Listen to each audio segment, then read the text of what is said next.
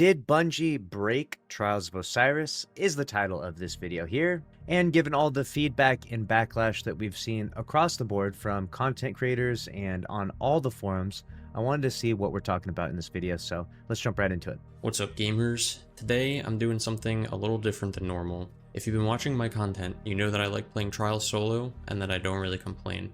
Well, today I have some complaints. Bungie changed something with Trials. Some people are saying it's lobby balancing.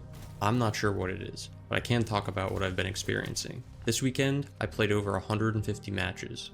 Okay, so we got 150 matches at a 1.34 KD, 84 wins and 72 losses, so almost a 50% split there. Which, to be fair, if you're a 1.34 KD, you probably should be winning significantly more than 50% of your matches, because you're putting up a pretty good amount of kills per match. And it looks like the weapons he's using they're pretty hard meta weapons. You got Graviton Spike is the #2 most used weapon this weekend. If we go to Destiny Trials report real quick, you can see that Graviton Spike has 1.2 million kills. And his energy weapon, which was the Osiris Neutralizer, is the #4 most used weapon. So he's using hard meta weapons, playing at a decent KD, 1.34, and yet his win to loss ratio is actually pretty wild to me. I am very surprised that it went 84 wins to 72 losses. Take a look at my Trials report. It has been brutal. I've been playing a lot of Trials ever since they first gave us the option to play solo. It has never felt this bad. Normally, I'm able to get a 4, 5, or 6 win streak without too much trouble, and a 7 win streak within a few hours of playing. Not this weekend. After so many matches, I only managed to get a 5 streak once, 4 a few times, but most cards I could only get 1 or 2 wins before being loaded into one of the hardest matches of my life. So he plays and he's only able to get a 5 win streak after 150 matches, which is a lot. That's a lot of grinding. I wonder what's happening to him, why he suddenly can't get 6 or 7 wins. Now, I'll never blame a player for underperforming on my team. I see, that's the problem right there. Always blame the blueberries. Always. This is a canon event in the life cycle of every Destiny 2 PvP player. Every time we lose a match, we blame the blueberries. I always assume my teammates are giving their best effort. However, I will blame Bungie for whatever changes to matchmaking they decided to make. It feels like they're trying to really push for a 50% win rate. After winning a few games, I'm repeatedly put into a match that's pretty much unwinnable. It's confusing to me why, in a game mode about getting 7 wins in a row, Bungie would try to force a 50% win rate, making a 7 win streak nearly impossible. And that is part of the big problem with Trials of Osiris, is that you're meant to get this 7 win streak to get the best possible rewards. It was significantly more punishing than before, let's be honest. Before, you didn't even get to go to the lighthouse unless you got that 7 win streak. Now, you still get to go to the lighthouse, you just don't get as good of loot. So I do think that Bungie is pushing it in the right direction. And even if this individual here was only able to get a 4 or 5 win streak at most, they still have access to the lighthouse, right? You still have access to some of the best loot in the game. You aren't barred from getting to the end goal of Trials of Osiris just because you didn't get that 7 win streak. And while I think there may still be room for improvement here in this playlist, Trials of Osiris, it should go without saying that the changes have significantly improved the experience for the average player. Because imagine now a world where he plays for 150 games in Trials and never makes it to the lighthouse once. I would bet you that in that world where Trials used to be not too long ago, you don't even play 150 games. I don't think you even make it 50 games without going to Lighthouse once before you just give up and stop playing. And that was part of the problem, is that a lot of people just stopped playing Trials. But this new system at least incentivizes you, even if you lose after your 4 or 5 win streak, right? Or even if you just win one, lose one, win one, lose one, indefinitely, at least you do eventually make it to Lighthouse, right? That is nice. Honestly, with this, as well as the seemingly decreased importance put on streaks in terms of quality of loot, I'm wondering why Bungie is even sticking with the whole concept of a 7 win streak in the first place. I guess because it's an integral part of the identity of Trials. If it weren't for the win streaks, what would be the difference between Trials and comp, aside from the loot? I'm sure they could come up with other things to make Trials feel unique. Maybe things like Trials specific game modes, or some type of loadout restrictions, like banned weapons or subclasses. Now, they could do some stuff like that, but it is important that Trials remain to its core identity, to what it started as in Destiny 1. And Bungie will deviate from things a little bit, I think. And I'm okay with there being some experimentation. But in general, there should be kind of this core PvP playlist that is old faithful, has been around since the beginning, since year 1, Destiny 1. And even if you jump into Destiny 5 years from now, should feel like it did originally. So that way returning players and existing players always have something to jump into that feels innately Destiny. And that's what I like about Trials of Osiris, is that it is, in my opinion, it's what I envision when someone says Destiny 2 PvP. I don't think of Iron Banner. I don't think of Control or Clash. When someone says Destiny 2 PvP to me, I'm like Trials of Osiris. That's the first visual that comes to my mind. And it should stay that way, as close as they can, in my opinion. Now, personally, for my videos, I really try to get a true 7 win streak every week. Some weeks I have to accept a 5 or 6 win streak.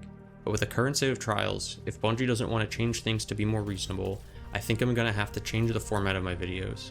I'm thinking I will try to take different builds, or at least sets of weapons, and seeing how well I can do with them. But I'm not going to reset my card dozens of times anymore trying to get an unobtainable win streak. It makes me sad because I think I've grown enough as a player to think that I should be able to attain a 7 win streak, but I can't dedicate so much time to it. So part of the problem with you getting your 7 win streak at times is because the population is actually much lower than it was previously. I'll give you a quick example. So Trials launched in Edge of Fate with 150,000 players.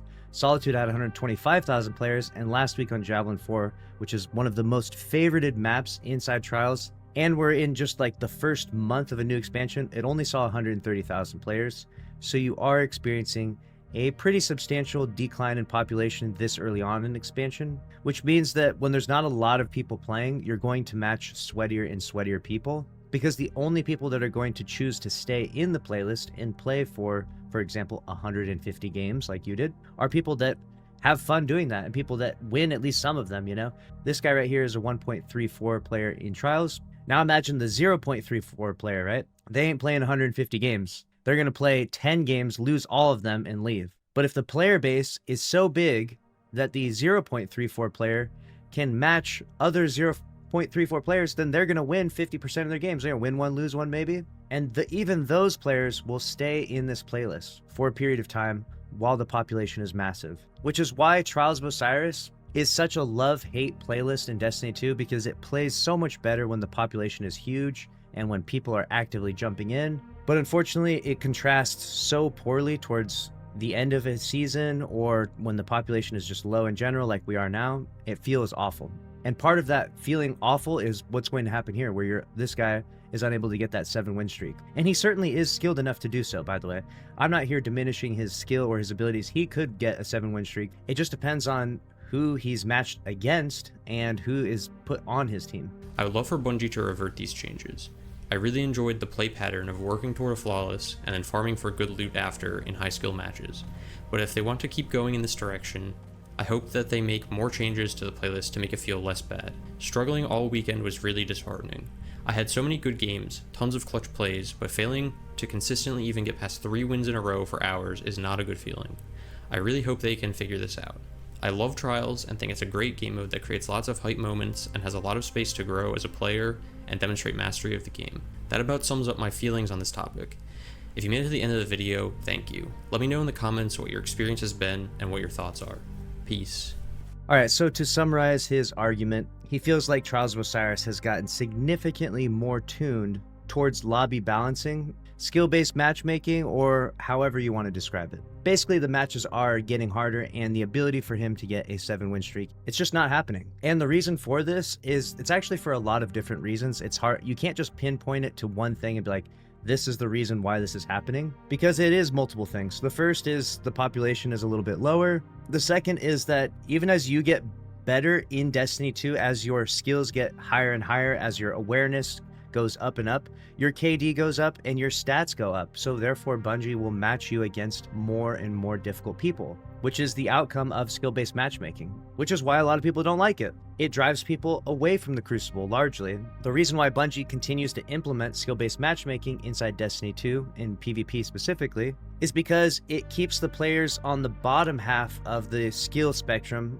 safe. It lets them play and jump in and have an experience where they can get some kills and, you know, participate in the activities. You know, like I said, for example, he's a 1.34 KD player. If someone on the other team there, you know, is a 0.34 KD player, they're not even going to get one kill the entire match. They're just going to get absolutely stomped every single round, and they will likely not play for very many games. But if skill-based matchmaking kicks in, then they match other people of their similar skill. and there's a chance that they will play a little bit more. In fact, on the back end things of like from the video game developer side, they can actually see how effective skill-based matchmaking is as a retention technique. And it has been shown that skill-based matchmaking does increase retention for the overall population of a player base inside a game. And I'm not here advocating for skill-based matchmaking, don't get me wrong, but I'm just letting you know why Bungie continues to do it, even though a lot of people seem to be against it and don't even realize, maybe you don't even realize how much you dislike it because all you knew is that you used to really enjoy Destiny 2 PvP and now you don't enjoy it as much. That's largely a byproduct of skill-based matchmaking. As you can see here, he has a 3.5 combat efficiency. Both his teammates are at a 0.8, so you're also getting the effects of lobby balancing. This is another added element into the whole mixture that's making his experience in Trials so bad. Lobby balancing takes the best players and matches them. Say there's 6 people on the team, so the number 1 best player is going to be matched with the worst player on the fire team, and then they're going to take the last person will be someone from the middle. If they do that, and that's how they form the teams, the best player and the worst player in any given group of 6 people, the odds are that the outcome will be much closer in comparison. Like the rounds will be closer. As you can see here, it went to a round 9 match, and Bungie would see this as a win, that both teams got to, you know, really battle it out. Everyone got to get involved in the gunfights. It was a close match. It wasn't a complete blowout. It wasn't a complete stomp, even though they themselves had to do so much more work than their teammates in that match. Bungie counts a match like that as a big win, but the feeling as a player, it can be a bit exhausting, especially when you feel like you're doing way more work than your teammates, carrying those blueberries every single round, clutching up 1v1s, 1v2s, even 1v3s sometimes. But that's just part of the challenge of playing PvP in general, especially if you're going to go in solo and not have a team.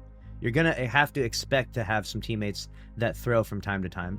As frustrating as it is, it's just a part of the game. So what is the end result, in my opinion, for them? For me, it was just play PvP significantly less. I just enjoyed the PvE side of things way more now in Destiny 2. And for others, I would recommend just trying to play PvP for the enjoyment of the gunplay, the challenge, and not worry too much about the outcome of winning or losing, especially if you're in there solo. There's no way you're going to control the outcome, considering you don't know who your teammates are, how skilled they are. Just play to the best of your abilities, have fun with your builds, try to win your gunfights, and enjoy the game for what it is.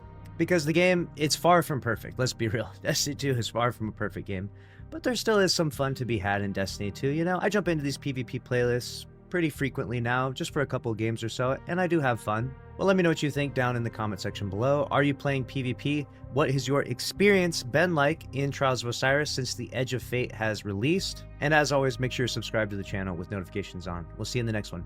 Later. If you enjoyed this video, then click on the screen here to watch another one from this channel. And don't forget that we're doing a monthly emblem giveaway for anyone that is subscribed with notifications on, likes, and comments on the video. We'll be scrolling through all the comments, picking random winners. So best of luck to you out there, and we appreciate you watching. See you in the next one.